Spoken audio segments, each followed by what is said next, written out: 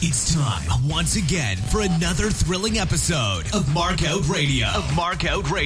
For the next hour, sit back, pull the stick out of your ass, and enjoy. Be warned though, smarks and internet know-it-alls will be offended, annoyed, and generally pissed off at what's about to happen to your ear holes. You've been warned. Now, Markout Radio.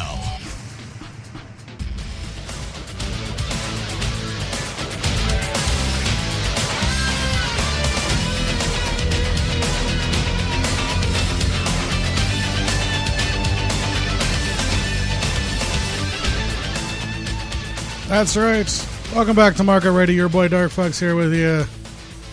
Markout Radio Goes Nitro, episode 21, January 22nd, 1996, out of Caesars Palace, Las Vegas, Nevada, hosted as usual by Eric Bischoff, Bobby the Brain Heenan, and Steve Mongo McMichael.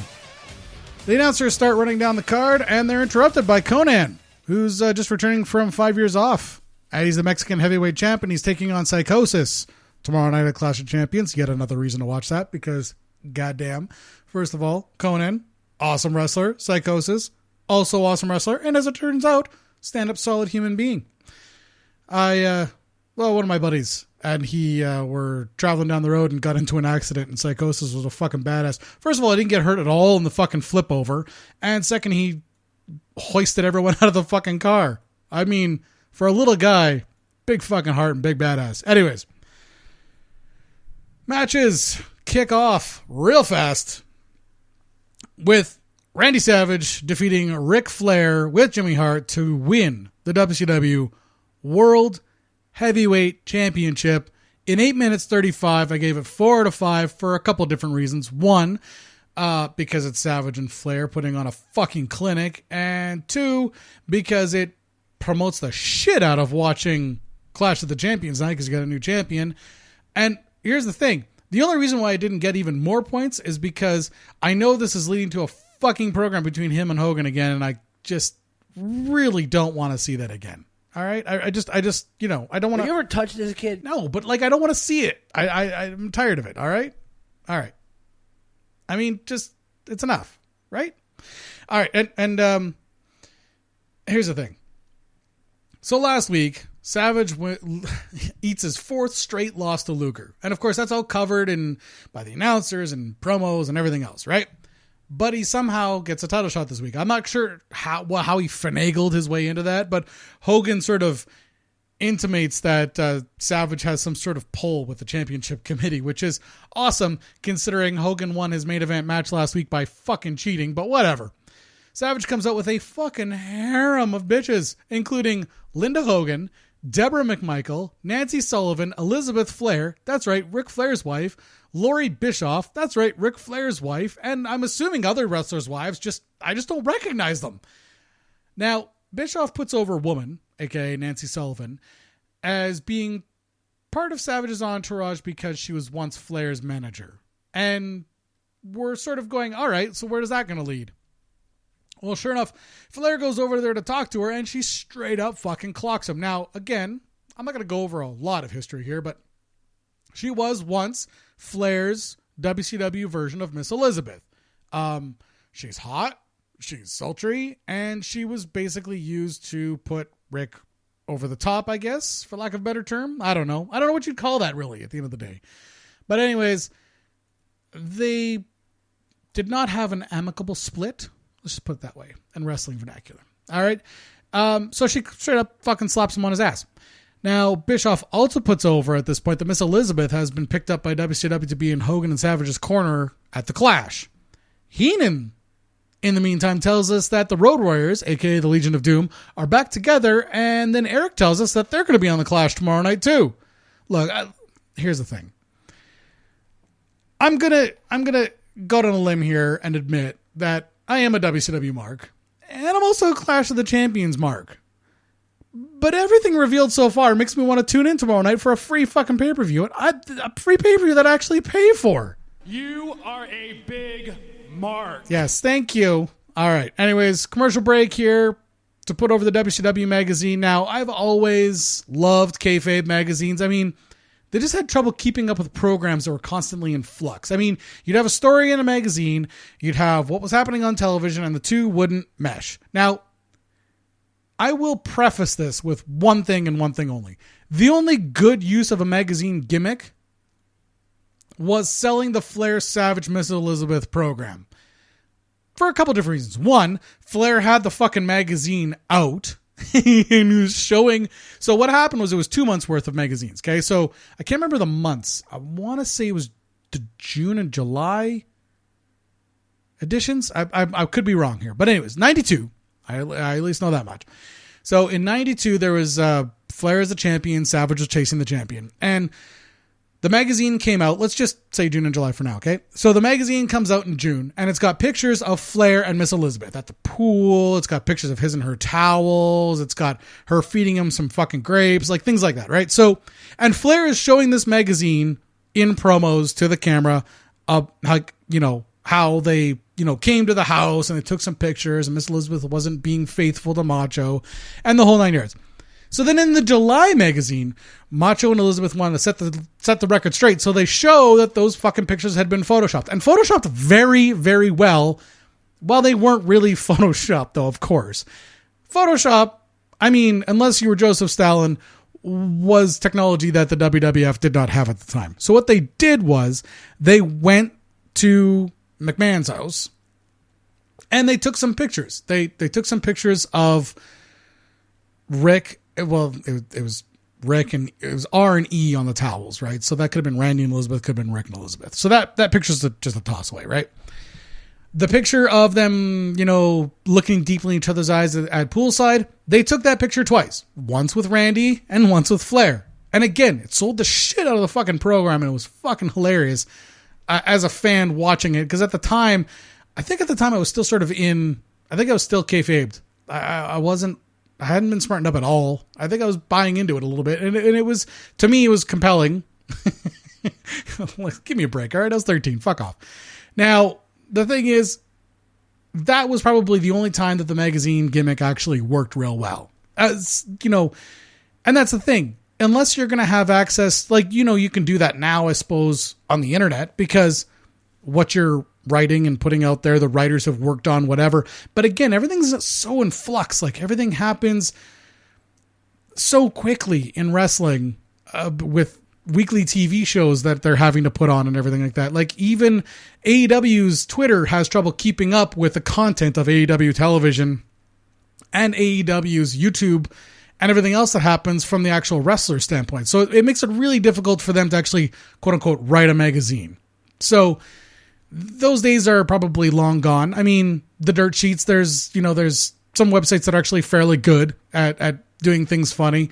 Kayfabe News is one of my favorite ones, just because they go to the ridiculous place, and it's fucking glorious when they do it. So it's a Royal Canadian Air Force, Beaverton.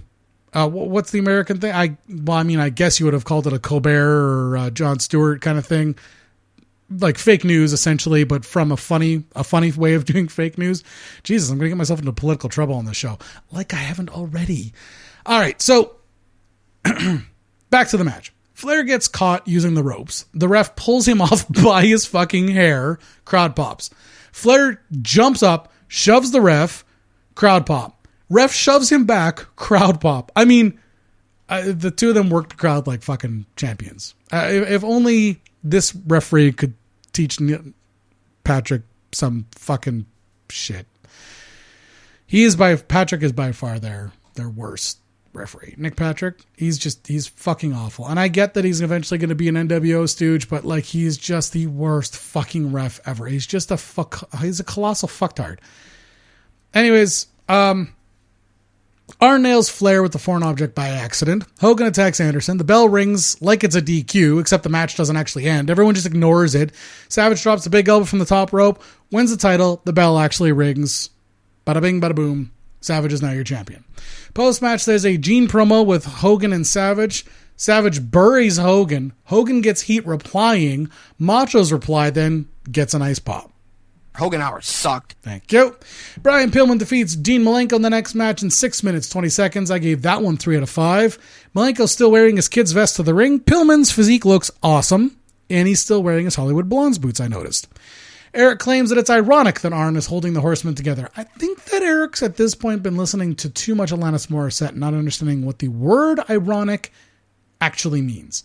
Pillman almost takes a bump over the top rope, but stops himself to avoid the unbooked DQ win. Malenko has a lot of very cool moves in his 1,000 holds, but the majority of them require his opponent to put them over. But if you don't know how you're supposed to sell it, the move will fall short. Like the sliding double leg takedown, followed by the single leg grapevine. It botched, and then it went unsold because Pillman had no idea what the fuck was going on. There's just this rabid ferret wrapping his legs around you. How the fuck do you sell that? And then, unfortunately, the end was fucky. Now, the end was supposed to be fucky. There's nothing wrong with a screwball ending. However, Nick Patrick was staring right at Malenko's leg, wrapped up in the top or was it the bottom and middle ropes, over the middle rope. But then Pillman did a good job of dragging him down with him and sort of making it look like he was keeping the ref close to protect the finish. Then after the pin, he was quick to get the leg out of the ropes. It was fairly well done after that point, but the shitty ref no-sold it at the beginning by staring right at Malenko's leg. And then, of course, they showed the slow motion version of this in replay, and you get to see Nick Patrick look right at Malenko's fucking leg wrapped in the ropes and then no-sell the actual pin. Now, again, maybe you want to point to Nick Patrick's going to become a fucking stooge for the NWO, but the NWO doesn't exist yet. So go fuck yourself. After this, we get a Saturday Night promo, followed by Sting and Luger defeating Harlem Heat to win the WCW World Tag Team Championships in 9 minutes 33. I gave this one 3 out of 5. Now, no sister/sensuous Sherry, because, of course, Bischoff called her Sister Sherry because of the Harlem Heat thing, and Bobby called her Sensuous Sherry because that was her name in WWF. So, anyways, she's not with them. And according to Brain, they fired her ass. Luger and Sting come out to Sting's music. Luger still has on his armbands. And then we cut to a Super Brawl 6 promo. Now, Mongo can't be bothered to tell the difference between Booker T and Stevie Ray. Now, I'm not going to say that he's racist. I'm just saying that he knows the difference between the Road Warriors. He knows the difference between the Blue Bloods. He knows the difference between the American males. No, stop it. Turn that up. Turn it down. Thank you. Jesus, every fucking time. But he doesn't apparently know the difference between Harlem Heat. Now, Stevie Ray has the trap handlock on Sting and puts him to sleep. So, Eric reminds us that if Sting's arm drops 3 times when the ref checks him, that he'll be out. And it did. Then, of course, the match didn't end, since Sting's arm shot right back up again after the 3rd time it fell. Now, in the previous match, the ref, Nick Patrick, didn't see Malenko's leg tied up in the 2nd rope. For this match, he didn't see all those coins rolling around the mat as Luger busted open a roll of silver dollars on Booker T's head. Now, during the replay, even Bobby didn't know that this was Booker T getting hit with a roll of coins. I mean, the 90s really were a different time.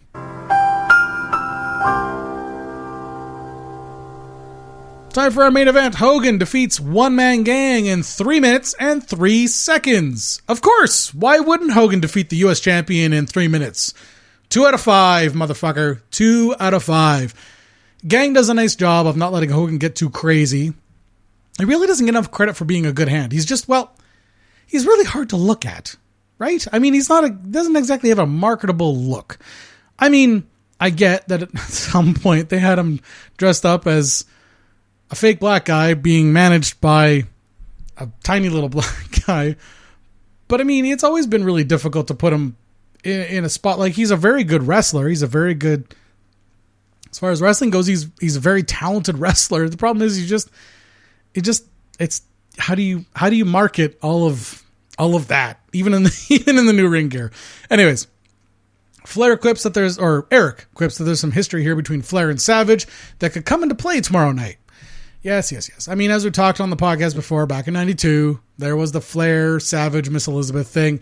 And even though that got all explained in the WWF after the fallout of Savage winning the title from Flair, we're going to bring it up in WCW like we aren't actively trying to steal fans from WWF where they've already covered all this shit. Jesus. Hogan buries the U.S. champ in just over 3 minutes. Brain reminds us that this is a non-title victory about a millisecond after the 3 count. Post-match run-in by the clumsy-ass Zodiac, who basically looks at Hogan and beefers, "Oh, my buddy Hogan," and then he gets clobbered. One-man gang gets up, eats another punch. Benoit, Anderson, and Pillman all eat a couple shots each from Hogan and then from Savage. And then everyone holds the Giant back and start pushing him back up the ramp to not get in the ring. The Giant can apparently smell Hogan's blood, by the way, just so you know. Post-match in-ring interview, Mean Gene, Hogan, and Savage, they put over Kevin Green and Miss Elizabeth being in their corner tomorrow night at the Clash, and then end on a double, ooh, yeah. It's corny, but come on, it's the 90s and it's wrestling. Give me a break. Jesus. Now, it's unknown how many people were actually in Caesar's Palace, but the Clash had 3,100 butts and seats. So it's safe to assume that it's a similar number here since it looks about the same fill of people. I assume that since this is Vegas, most of these people were either residents or guests in town, and most of the tickets were comps. We don't have any sales figures for Nitro or the Clash, so we don't know how many people were actually there, how much money they generated from this. We do know, though, the ratings. Last week's mediocre Nitro fed into another loss for WCW in the ratings war, as they get a 2.7 to Raw's 2.9. Now, WWF just had the Royal Rumble the previous night, had 9,600 people in attendance. So some of that rating win can go to the next night's Raw bump, which existed back then as much as it exists now. Overall, this show I gave 3.5 out of 5. It was a very good go-home for the Clash. I actually wish that all of their pay-per-view go-home Nitros were this good. Now, before next week's show, go watch Clash of the Champions 32 on the network, all right? I'm not going to be reviewing it, but we'll briefly discuss it next week as we build towards Super Brawl 6. Well, that was an abortion of a show. Should the mood take you, check out markoutradio.com and leave a comment. You can also find links there to our Facebook, Twitter, YouTube, and Stitcher channels. You can even leave a voicemail on our Skype. Just click the links and share them.